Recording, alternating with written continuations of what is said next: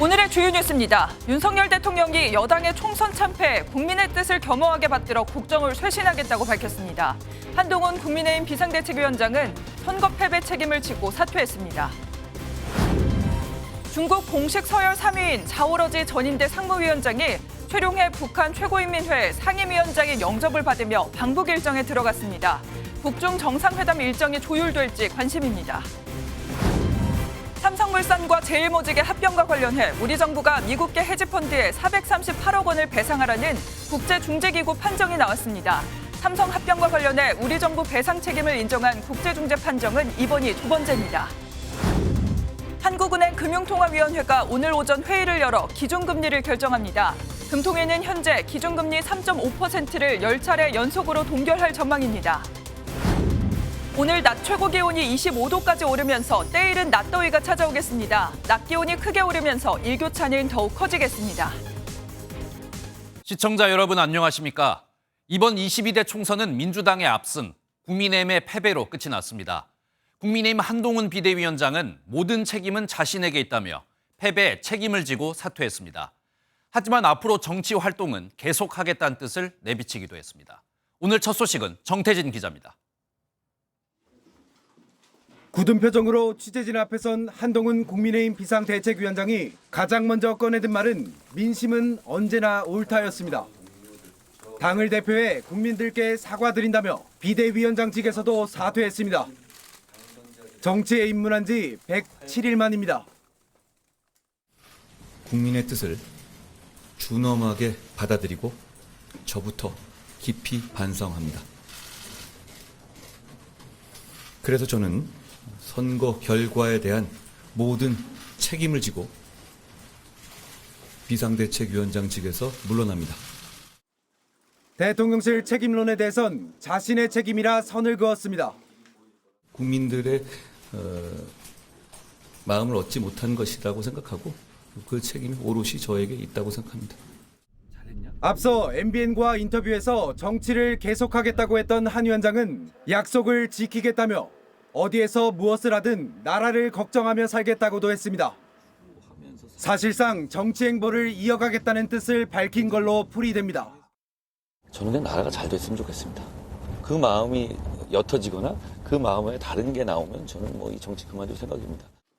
100여일간의 모든 순간이 고마웠다고 밝힌 한 위원장과 장동혁 사무총장 등 지도부의 줄사퇴로 여당은 당분간 리더십 공백 등 내용을 겪을 것으로 보입니다.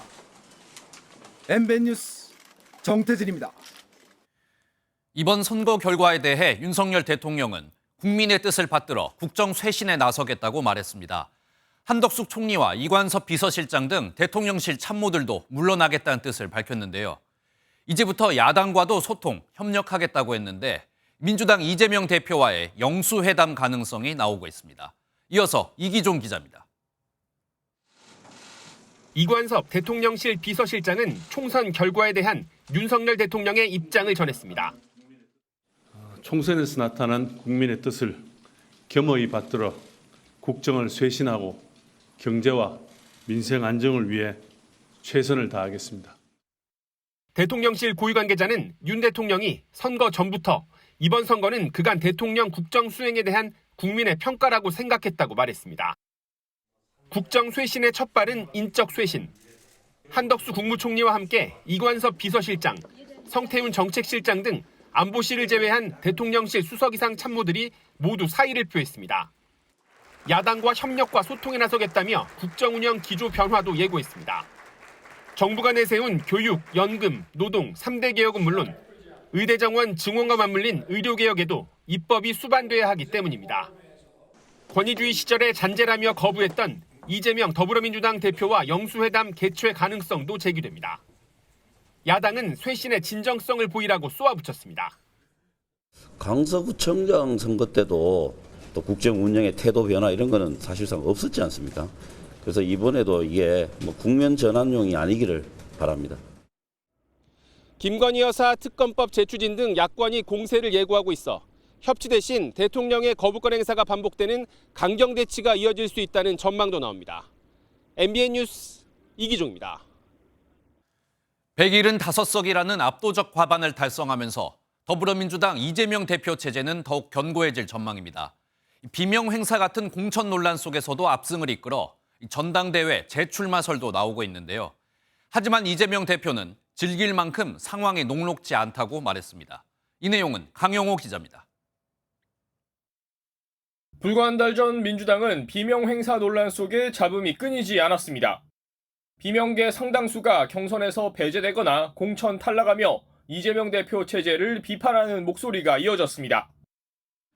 왜 이렇게까지 하는지 도무지 납득이 되질 않습니다. 이재명 대표와 최고위원회에 묻고 싶습니다. 정말 이렇게 가면 총선에서 이길 수 있습니까? 하지만 당초 목표였던 과반을 넘어 175석 압승을 달성하며 이 대표 체제는 더욱 견고해졌다는 분석입니다. 자신뿐 아니라 친명계 인사 상당수가 원내 입성하며 당내 주류로서의 기반을 확고히 다진 이 대표는 오는 8월 전당대회 재도전 가능성도 제기됩니다.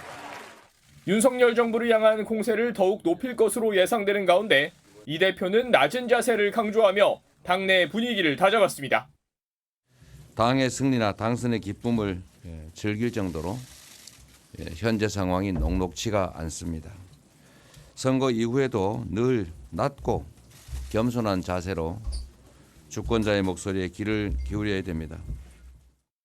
다만 선거운동 기간에도 수차례 재판에 출석했어야 할 만큼 이 대표의 사법 리스크는 향후 행보에도 걸림돌로 작용할 전망입니다. MBN 뉴스 강영호입니다. 네, 정치권 소식은 잠시 후에 더 자세히 전해드리고 국제 소식으로 이어가겠습니다. 중국의 권력 서열 3위 자오러지 위원장이 북한을 방문했습니다. 코로나19 이후 북한을 방문한 중국의 최고위급 인사인데요. 북한 김정은 위원장과의 만남도 예정돼 있는데 이 자리에서 김정은 위원장의 중국 방문이 논의될지도 주목됩니다. 보도에 이교욱 기자입니다. 자오러지 중국 전국인민대표회의 상무위원장이 평양 순안공항에 도착합니다.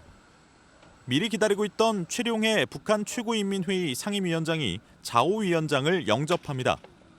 자오 위원장은 코로나19 이후 평양을 찾은 중국 최고위급 인사로 사흘간 북한에 머무르며 북중 친선 75주년 기념식 참석 등 일정을 소화할 예정입니다. 相信在双方共同努力下，此访一定能取得圆满成功，推动中朝关系进一步深化发展。 이번 방북 기간 자오 위원장은 김정은 북한 국무위원장과도 만날 예정입니다. 두 사람의 만남에서 김 위원장의 방중과 시진핑 주석과의 정상회담 일정이 구체적으로 논의될 거란 관측이 나옵니다. 북한과 러시아가 군사협력을 강화하고 있는 가운데 중국 입장에서도 북한과 전략적으로 더 밀착할 필요성이 있기 때문입니다. 중국이 고위급 인사를 북한에 보낸 시기에 주목하는 시선도 많습니다. 미국과 일본 그리고 필리핀 정상이 만나 남중국해 문제에 대해 머리를 맞댄 데 대한 견제구 성격이 강하다는 분석이 나오는 이유이기도 합니다. 여기에 푸틴 대통령이 6월 방중에 시진핑 주석을 만날 걸로 알려지면서 한미일과 북중러를 중심으로 한 신냉전 구도는 더욱 뚜렷해질 전망입니다. MBN 뉴스 이교욱입니다. 북한이 풍계리 핵실험장을 언제든 사용할 수 있는 상태로 유지하고 있다는 분석이 나왔습니다. 미국의 싱크탱크인 전략국제문제연구소는 위성사진을 통해 풍계리 핵실험장 3번 갱도로 들어가는 도로에 재설이 된 사실을 확인했다면서 북한이 핵실험장을 사용 가능한 상태로 유지하고 있다고 분석했습니다. 다만 핵실험 실시는 김정은 북한 국무위원장의 결정에 전적으로 달려 있어 핵실험이 임박했다고 말하기는 어렵다고 덧붙였습니다. 한편 미국과 일본, 필리핀 3국이 워싱턴에서 처음으로 정상회담을 갖고 중국 견제 방안을 논의했습니다. 3국 정상은 에너지 분야와 반도체 공급망 등 주요 기반 시설에 대한 투자를 늘려서 중국에 대응할 걸로 보입니다. 워싱턴에서 최중락 특파원입니다. 미국과 일본, 필리핀 3국 정상이 워싱턴에서 처음으로 정상회의를 가졌습니다. The first ever leaders summit between the United States, Japan, and the Philippines. And it's truly an honor to have you both here as we begin this new era of a partnership. 3국 정상회의 이후에는 중국을 견제하는 투자 구상을 발표할 예정입니다. 필리핀의 항만과 철도, 청정에너지, 반도체 공급망 등 주요 기반 시설에 대한 투자를 촉진하는 이른바 글로벌 인프라 파트너십을 공개합니다. 이를 통해 중앙아시아와 유럽을 연결하는 육상해상 실크로이드인 중국의 1대1로를 견제한다는 구상입니다. 미국과 일본은 또 무선 통신 기술을 필리핀에서 실험하기 위해 수백만 달러를 지원할 계획입니다. 특히 3국 정상은 남중국해에서 중국의 부당한 영유권 주장에 함께 강력히 대응한다는 입장입니다. そのような観点からも中国をめぐる諸課題への対応にあたり、引き続き日米で緊密に連携していくことで一致をいたしました。 또한 3국은 합동훈련을 실시했으며 해안경비대도 함께 초계활동을 할 것이라고 밝혔습니다. 워싱턴에서 MBN 뉴스 최중락입니다. 오늘 하루 중요한 일정을 소개해드리는 굿모닝 오늘입니다. 어떤 일정이 있는지 함께 살펴보겠습니다. 대한의사협회 비상대책위원회는 오늘 총선 결과에 대한 입장을 내놓습니다. 의협은 여당의 참패 원인을 지적하면서 의대 증원의 재검토를 다시 한번 요구할 걸로 보입니다. 한국은행 금융통화위원회가 오늘 오전 회의를 열어 기준금리를 결정합니다. 오늘 회의에서 금통위는 기준금리를 현재 3.5%로 동결할 전망인데 이렇게 되면 10차례 연속으로 동결되는 겁니다. 통계청이 3월 고용 동향을 발표합니다. 앞서 취업자 수가 2달 연속 30만 명대로 증가세를 보였기 때문에 경기 반등에 대한 기대감도 나타나고 있습니다. 지금까지 굿모닝 오늘이었습니다. 삼성물산과 제일모직 합병에 반발해 우리 정부를 상대로 손해배상을 청구한 미국계 헤지펀드에 438억 원을 배상하라는 국제기구의 판정이 나왔습니다. 삼성 합병과 관련해 우리 정부의 책임을 인정하는 두 번째 판단입니다. 자세한 소식 김종민 기자입니다. 지난 2015년 합병 당시 제일모직의 가치는 삼성물산보다 3배 높게 평가됐습니다. 삼성물산의 지분 2.18%를 갖고 있던 미국계 헤지펀드 메이슨은 2018년 2억 달러의 손해배상을 청구하는 국제 투자 분쟁을 제기했습니다. 삼성 측으로부터 뇌물을 받은 박근혜 전 대통령이 국민연금이 합병에 승인하도록 개입했고 이 때문에 삼성물산 주주들이 손해를 입었다는 게 메이슨 측 주장입니다. 반면 우리 정부는 국민연금은 국가기관이 아닌 독립법인으로 합병 안건 의결권 행사에 국가 행위가 존재하지 않았다고 주장했습니다. 소송 6년 만에 국제상설중재재판소는 우리 정부의 배상 책임을 일부 인정하며 메이슨의 3,200만 달러, 우리 돈 438억 원을 배상해야 한다고 판정했습니다. 여기에 연 5% 수준의 지연이자에 각종 법률 비용을 합하면 우리 정부가 지급할 금액은 800억 원에 이를 것으로 추산됩니다. 상설중재재판소는 지난해 6월에도 우리 정부가 미국계 헤지펀드 엘리엇에 1,300억 원을 지급해야 한다고 판단했는데 우리 정부가 이에 불복해 판정 취소 소송을 제기한 바 있습니다. 소수 주주는 자신의 의결권 행사를 이유로 다른 소수 주주에게 어떤 책임도 부담하지 않는다는 것이 전 세계적으로 공인된 상법상의 대원칙이자 상식입니다. 법무부는 판정문 내용을 분석한 뒤 조만간 구체적인 계획을 설명할 계획입니다. MBN 뉴스 김종민입니다. 전라북도 전주의 한 대학가에서 한 20대 여성이 피를 흘린 채 옷이 벗겨진 상태로 발견됐습니다. 경찰이 피의자를 붙잡았는데 피해 여성이 한 명 더 있었습니다. 이 남성은 일면식도 없는 여성들을 무차별적으로 폭행했는데요. 그 범행 장면이 CCTV에 고스란히 담겼습니다. 강세훈 기자입니다. 새벽 시간에 혼자 걷는 여성을 한 남성이 뒤따라갑니다.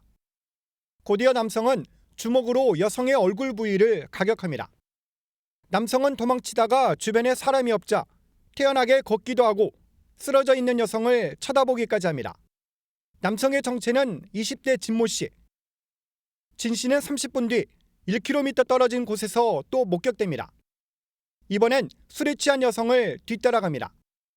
진 씨는 이 여성도 무차별 폭행한 뒤 주차장으로 끌고 갔습니다.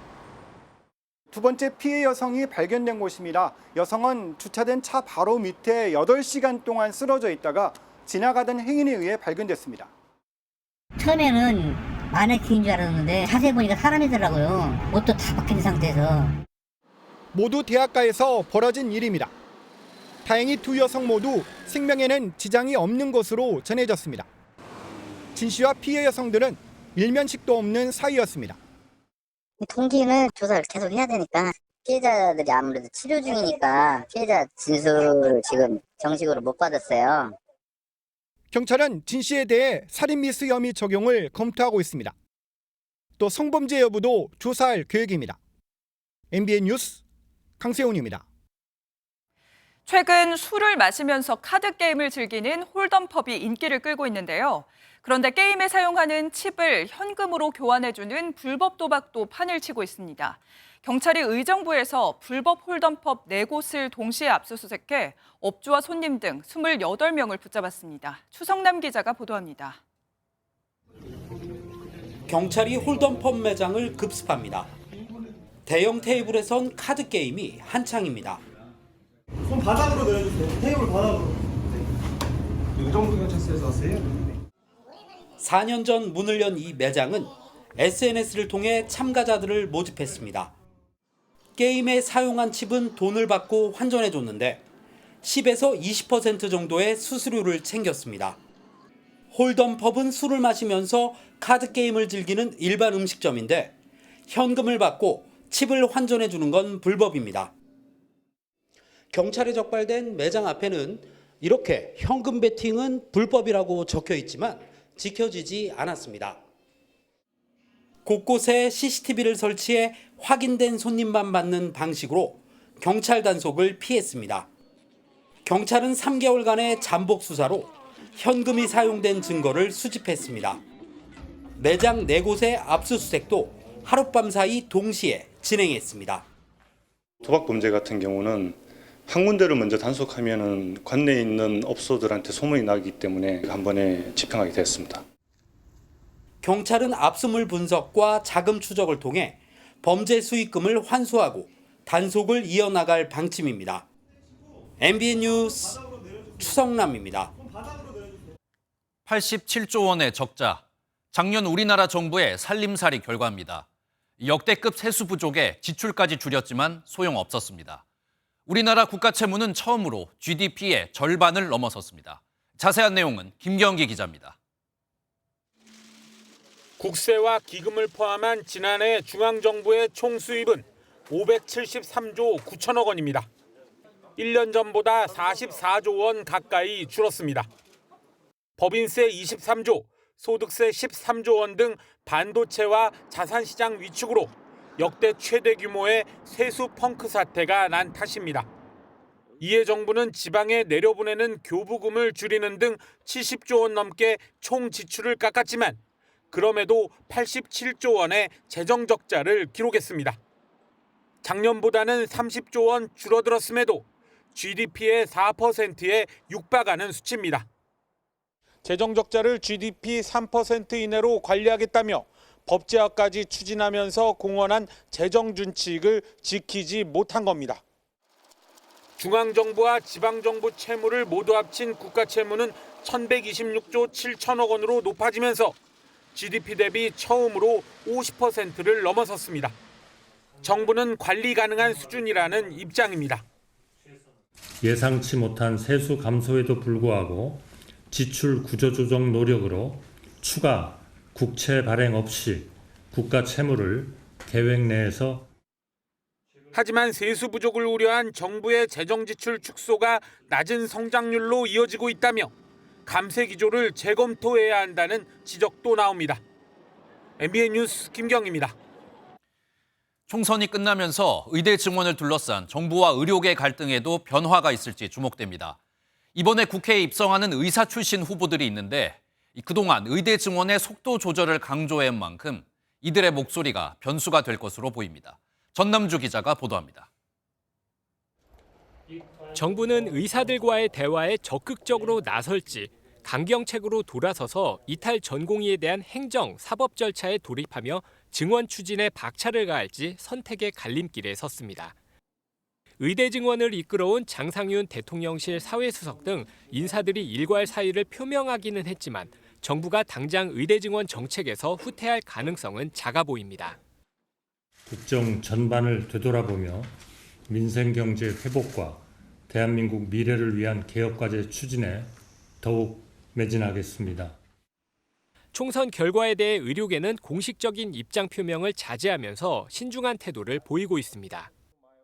내부 의견을 수렴 중인 대한의사협회는 오늘 입장을 발표할 예정이고 의대 교수 비대위는 관련 반응을 내놓지 않았습니다.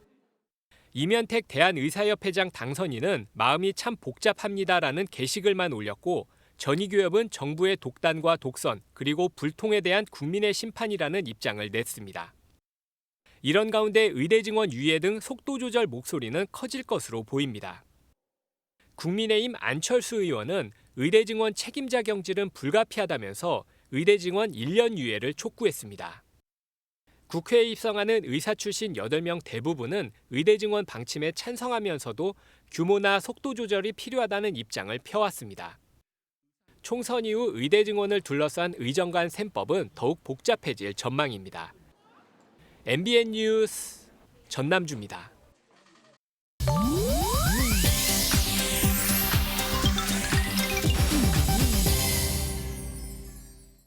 인터넷에선 어떤 소식들이 화제일까요? 인터넷 와글와글입니다. 류승환 감독의 베테랑2가 다음 달 열리는 제77회 칸 국제영화제에 공식 초청됐습니다. 칸 국제영화제 집행위원회는 현지 시간 11일 베테랑2가 미드나잇 스크리닝 부문에 초청됐다고 공식 발표했습니다. 미드나잇 스크리닝은 액션, 판타지, 호러, 느와르 등의 장르 영화 중 작품성은 물론 대중성까지 갖춘 소수의 작품을 엄선해 상영하는 부분인데요. 국내 시리즈 영화로는 최초로 칸 영화제에 초청돼 더 주목됩니다. 다시 한번 베테랑2의 주연을 맡은 황정민 씨는 6년 만에 칸 레드카펫을, 새롭게 합류한 정혜인 씨는 데뷔 후 처음으로 칸 레드카펫을 받게 됐는데요. 베테랑2는 칸 영화제를 통해 전 세계 최초로 공개될 예정이라네요. 남자 골프 시즌 첫 메이저 대회인 마스터스 골프 파3 콘테스트에 배우 류준열 씨가 캐디로 깜짝 등장해 시선을 끌었습니다. 현지 시간 지난 10일 미국 조지아주에서 열린 이 대회에 올해 마스터스 출전자인 김주형 선수의 캐디로 참여한 건데요. 마스터스 고유의 하얀 캐디 옷과 초록색 모자를 쓰고 김주형의 골프백을 메고 나와 김주형 선수 대신 퍼트를 하기도 했습니다. 김주형 선수는 자신의 SNS에 함께 찍은 사진과 류준열 씨가 직접 샷을 선보이는 영상 등을 올렸는데요. 이벤트 성격의 대회였던 만큼 이날 선수들은 가족이나 자녀, 친한 지인들과 함께 축제처럼 대회를 즐겼습니다. 아내 살해 혐의로 기소됐다가 무죄를 선고받은 전 미국 미식축구 선수 오제이 심슨이 76세로 사망했습니다. 주요 외신은 심슨의 가족들이 현지 시간 11일 SNS에 심슨이 암투병 끝에 전날 사망했다는 소식을 알렸다고 전했습니다. 심슨은 1994년 전처 니콜 브라운과 그의 연인 론 골드먼을 살해한 혐의로 기소돼 오랜 재판 끝에 결국 무죄 판결을 받았는데요. 하지만 사건 자체는 미제로 남으면서 여러 차례 영화와 다큐멘터리 소재로 등장했습니다. 또 다수의 의심 증거에도 배심원단이 무죄 판결을 내리면서 배심원죄의 불완전성을 드러낸 사건으로 아직도 회자되고 있습니다. 인터넷 와글와글이었습니다. 한편 이번 총선에서 민주당은 수도권과 캐스팅보트로 불리는 충청권 의석을 싹쓸이하면서 승리의 쐐기를 박았습니다. 국민의힘은 위기에 몰렸지만 접전 지역이었던 낙동강 벨트에서 압승하면서 가까스로 개헌 저지선을 지켜냈습니다. 보도에 이상협 기자입니다. 더불어민주당은 수도권과 충청권에서 모두 123개의 의석수를 확보했습니다. 수도권 122개의 의석 중 102개, 충청권 28개 의석 중 21개를 민주당이 가져가면서 국민의힘을 크게 앞설 수 있었습니다. 특히 한동훈 국민의힘 비상대책위원장이 탈환에 공을 들였던 반도체 벨트의 시작점 수원은 지난 총선에 이어 또다시 민주당이 5석 모두를 차지했습니다. 정권 심판론이 스윙보트 지역의 중도, 무당층에게 영향을 미친 것으로 풀이됩니다. 잘못된 국정 운영의 방향을 바꿔서 경제와 민생을 살리는 정치, 국민을 귀하게 여기고 그분들의 목소리를 잘 따라가는 정치를 하라. 이 말씀이 저는 이번 선거의 핵심이었다. 반면 국민의힘은 전통적인 텃밭인 대구, 경북 지역 25곳을 싹쓸이한 데 이어 핵심 승부처였던 낙동강 벨트를 포함한 부산, 울산, 경남에서의 선전을 바탕으로 개헌 저지선을 지킬 수 있었습니다. 이 낙동강 벨트에서 최저선, 양산, 을에서 뭔가 승리 교두보를 만들어서 국회 차원의 어떤 균형을 좀 잡아달라는 그런 그 바람들이 강하게 들어있고. 결국 수도권과 충청 지역에서 선전해야 선거에서 이길 수 있다는 공식을 또 한 번 확인한 셈입니다. MBN 뉴스 이상엽입니다.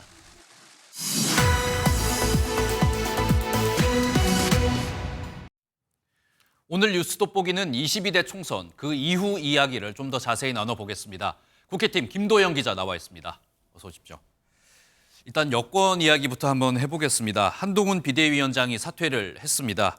여권에서 이제 리더가 없어진 상황인데 향후 수습은 어떻게 될 것 같습니까? 네, 당분간 윤재욱 원내대표가 당대표 권한대행을 하면서 당 수습을 이어갈 것으로 보입니다.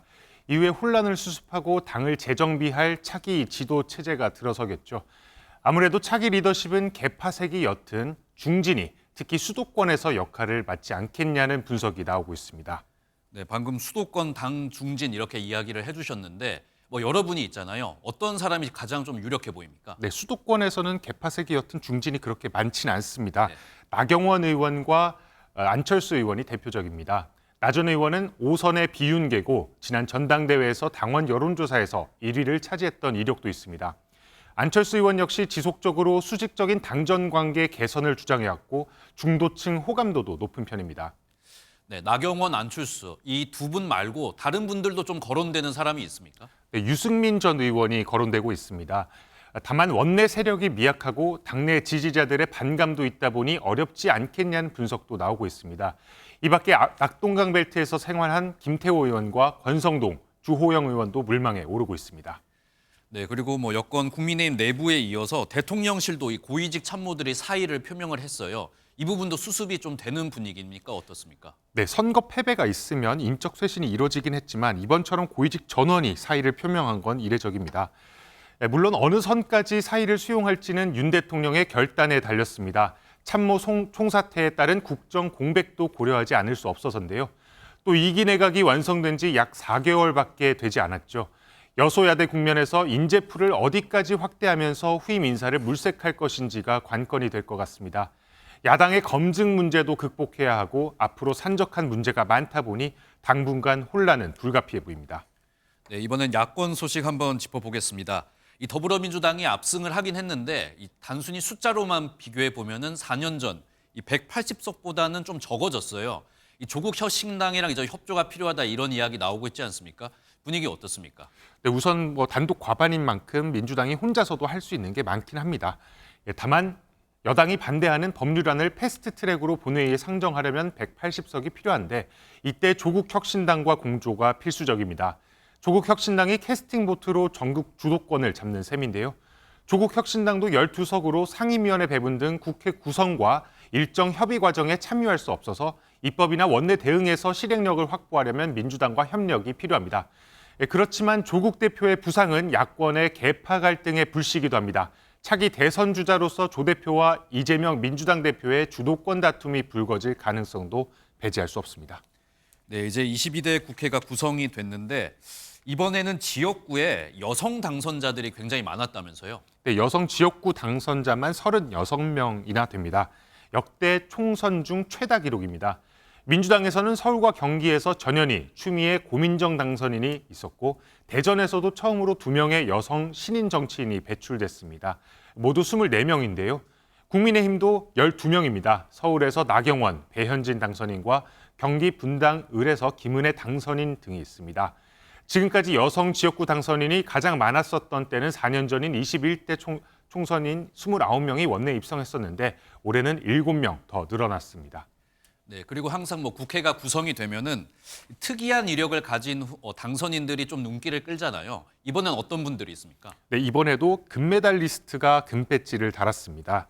권총 종목에서 4개의 올림픽 금메달을 획득한 사격 스타 진동우 당선인이 국민의미래 비례대표로 국회에 입성합니다. 연예인도 있습니다. 가수 리아로 활동했던 김재원 조국혁신당 후보는 비례 7번을 받아 금배지를 달았고요. 또 지난해는 교권, 올해는 의정 갈등 이슈가 크죠. 초등학교 교사 출신의 백승아 민주연합 공동대표가 비례대표로 당선돼 국회로 들어오고요. 대규모 의대 정원 증원을 주장해온 김윤 서울대 의대 교수도 국회의원이 됐습니다. 이들이 향후 정부 정책에 어떤 영향을 끼칠지도 관심입니다. 네, 오늘 말씀 잘 들었습니다. 지금까지 국회팀 김도형 기자였습니다. 선거철마다 거리 곳곳에 수많은 선거 현수막들이 걸리죠.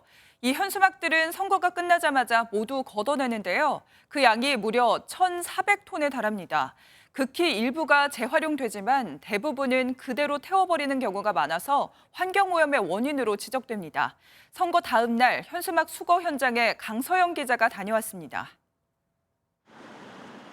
밤샘 개표 끝에 당선자가 확정되고 길거리엔 선거 현수막을 떼는 작업이 한창입니다. 걷어내고 또 걷어냈지만 아직도 치워야 할 현수막은 끝이 없습니다. 트럭으로는 저희가 예측건데 5대, 6대 이상 나올 것 같습니다. 또 양이 너무 많기 때문에 저희가 좀 현실적으로 좀 하루 만에 처리하기 좀 힘든 상황입니다. 대형 현수막을 뜯어내려면 크레인까지 동원됩니다. 송파구에서 수거된 선거 현수막입니다. 오전만 돌았는데 벌써 1톤 트럭 2대 분량이 나왔습니다. 선거가 끝날 때마다 평균 1,400톤, 260만 장의 폐 현수막이 발생합니다. 대부분 폴리에스테르 소재로 만들어져 썩지도 않을 뿐더러 그렇다고 불에 태우면 다이옥신 등 유해 물질을 뿜어냅니다. 일부는 디자인을 가미해 가방을 만들거나 재활용에 나서지만 그 비율은 20% 정도에 불과합니다. 결국 1,000톤 넘는 현수막은 땅에 묻거나 불에 태워야 합니다. 이 현수막을 통해서 이 선거운동을 하게 된 거는 1950년대부터 적용이 된 이 방법이에요. 후보자들의 정책이나 정보 등도 온라인을 통해서 충분히 받아볼 수 있다는 거고요. 전문가들은 현수막에만 의존하던 기존 홍보 방식을 70년이 지난 이젠 친환경 디지털을 기반으로 바꿀 때가 됐다고 지적합니다. MBN 뉴스 강서영입니다. 러시아의 우랄강이 범람하면서 러시아가 유례없는 홍수 피해를 겪고 있습니다. 이 피해는 주변 국가인 카자흐스탄으로까지 번지고 있는데요. 소 8,000마리가 홍수를 피하지 못해 떼죽음을 당했고 주민 10만 명이 대피했습니다. 심동욱 기자가 전해드립니다. 홍수를 피하지 못해 떼죽음을 당한 소들이 여기저기 보입니다. 마을 전체가 물에 잠겼고 소방당국은 양수기를 동원해 연신 물을 퍼내보지만 역부족입니다. 2,400km가 넘는 우랄강이 범람하면서 러시아뿐만 아니라 강이 지나는 카자흐스탄도 홍수 피해를 겪었는데 소 8천여 마리가 수몰됐고 9만 6천여 명의 사람들이 대피했습니다. Проводятся мероприятия по эвакуации населения, также по защите объектов и жилых домов. 러시아 홍수 피해를 지켜본 카자흐스탄 당국은 우랄강 줄기를 분산시키기 위해 제방을 폭파하고 피해 예상 지역에 둑을 쌓는 등 노력을 기울였지만 역부족이었습니다. 겨울 동안 최대 50cm까지 쌓였던 눈이 한꺼번에 녹으면서 문제를 일으켰습니다. When temperature went from sub-zero to something like 17, 18 degrees and snow melted very quickly and that's what caused the flood. 러시아 측은 푸틴 대통령이 수해 피해 상황에 대해 보고를 받고 있다면서도 수해 지역을 방문할 계획은 없다는 뜻을 전했습니다. 우랄강은 10m를 훌쩍 넘는 사상 최고 수위를 기록하고도 계속 상승 중이라 앞으로 피해는 더 커질 수 있습니다. MBN 뉴스 심동욱입니다.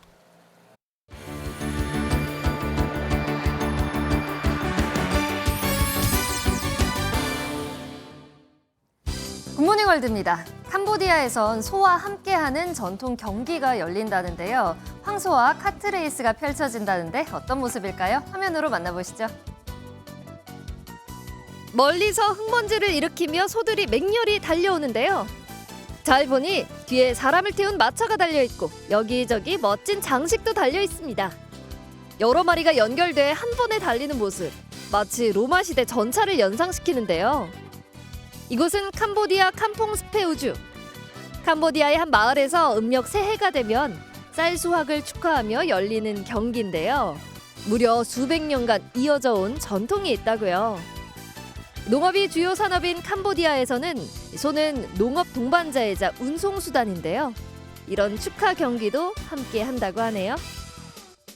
여기 100세를 훌쩍 넘겨 장수하는 남성이 있습니다. 그의 나이는 무려 111세라는데요. 영국에 산다는 이 남성을 화면으로 만나보시죠. 이 남성은 현존하는 세계 최고령 할아버지입니다. 최근 기네스 기록에도 등재됐는데요. 피쉬앤칩스를 좋아하는 영국인 존 할아버지는 그의 장수 비결을 그저 운이라고 말합니다. 건강을 위해 특별한 식단을 하거나 노력을 하진 않았다고요. 며칠 전까지만 해도 최고령 타이틀의 주인공은 베네수엘라 출신 114세 남성이었는데요. 최근 사망하면서 주인공이 바뀌었습니다. 존 할아버지가 앞으로 오랫동안 기네스 기록을 지킬 수 있었으면 좋겠네요. 바티칸의 20쪽짜리 문서가 전 세계의 뜨거운 감자가 됐습니다. 교황청이 발표한 무한한 존엄성이라는 선언문 때문이라는데요. 어떤 내용인 건지 영상으로 함께 만나보시죠. 교황청의 신앙교리부는 5년에 걸친 무한한 존엄성 선언문을 발표했고 프란치스코 교황이 이를 승인 서명했는데요. Questo non significa non capire la sensibilità della persona che desidera un figlio che sia veramente suo, ma c'è l'invito a trascendere questo desiderio, no? 대리모를 통한 출산 그리고 성전환 수술은 인간 존엄성에 대한 위협으로 간주했습니다. 그동안 낙태와 사형 등 나아가 젠더 이론까지 반대했던 교황청의 단호한 입장을 재확인한 건데요. 찬반 양론이 뜨겁습니다. Regardless of how we created our family, the important thing is we are a family. And, and we know and understand the reality is you don't need a genetic bond to create a family. You need love. 교황청은 지난해 동성 커플 축복을 허용하면서 다양성을 포용한 적 있죠. 이번엔 인간 생명에 대한 존엄성을 강조한 것으로 보이네요. 지금까지 굿모닝 월드였습니다. 요즘 온 가족이 함께 밖에서 식사 한번 하려면 부담스러울 정도로 외식비가 너무 많이 올랐죠. 이 외식을 줄이고 집에서 식사하려는 사람들이 늘어나면서 대형마트의 신선식품 코너가 반사 효과를 누리고 있다고 합니다. 정예린 기자가 취재했습니다. 삼겹살 100g에 1,750원, 바나나 1,990원, 시금치는 한 단에 1,980원, 계란 39에 4,980원. 대형마트들이 반찬거리를 사려는 고객의 발길을 붙잡습니다. 대량 구매를 내세워 품질은 유지하면서 가격을 낮추고 있는 겁니다.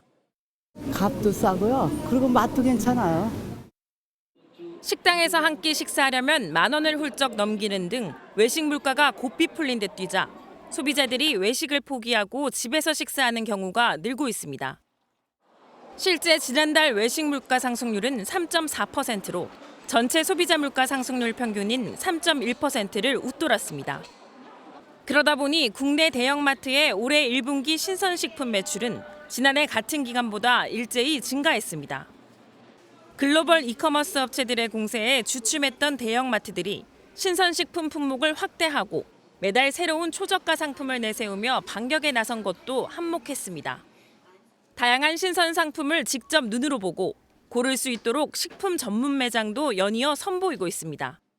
대형마트가 온라인에 비해서 가지고 있는 상대적인 강점이 제품을 직접 보고 체험할 수 있다는 그런 요소이기 때문에 이 식품에 대한 것을 핵심적인 카테고리로 집객을 유도하고 다른 제품까지 교차 판매를 유도하는 특히 과일과 채소, 수산식품 등 소매 가격을 낮추려는 정부 지원책도 소비자를 대형마트로 이끄는 요인 중 하나로 분석됩니다. MBN 뉴스 정예린입니다. 굿모닝 문화 소식 순서입니다. 중국 원나라 시기의 도자기와 그릇 등 귀한 문화유산이 경매에 나옵니다. 또 세계에서 활약 중인 바이올리니스트 한수진과 재즈 가수 나윤선이 모처럼 국내 무대에 오르는데요. 이번 주에 즐길 문화 소식 이상주 기자가 전해드립니다. 모란과 참새 등 화조문이 화려하고 붉은색 마개와 색감이 조화로운 고어런 화조문 비어노. 도자, 먹, 각, 호박, 비어노 등 진기한 중국문화유산 47점이 경매에 나왔습니다. 명예 청화십장 생문병, 청해 침양모경 지역여의, 민국 호수문 천록임랑 용수문먹 등 희귀하고 가치 있는 작품들이 다수 포함됐습니다. 갤러리 1층과 2층 전시장에는 불상을 비롯한 불화와 사경 등 수천 점의 불교 고미술품도 만날 수 있습니다. 중국 유물들을 이렇게 다양하게 한 자리에서 평가할 수 있는 이런 기회는 많지 않습니다. 돈이 많은 사람들만 접할 수 있다라고 인식이 될 줄은 모르지만 어느 때보다도 좀 값을 저렴하게 또 가까이서 접할 수 있도록.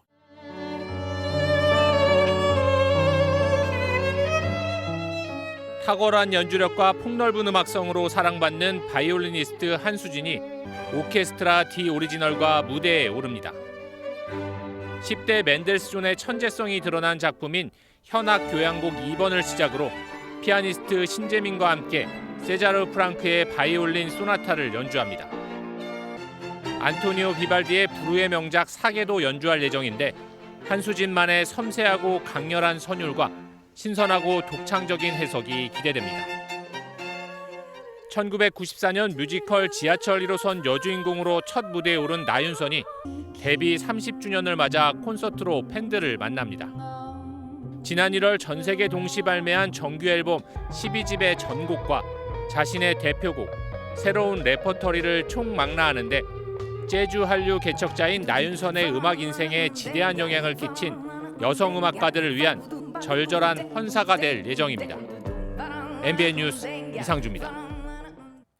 세계 최강 한국 양궁이 파리올림픽 전체 종목 석권에 도전할 6명의 태극 궁사를 선발했습니다.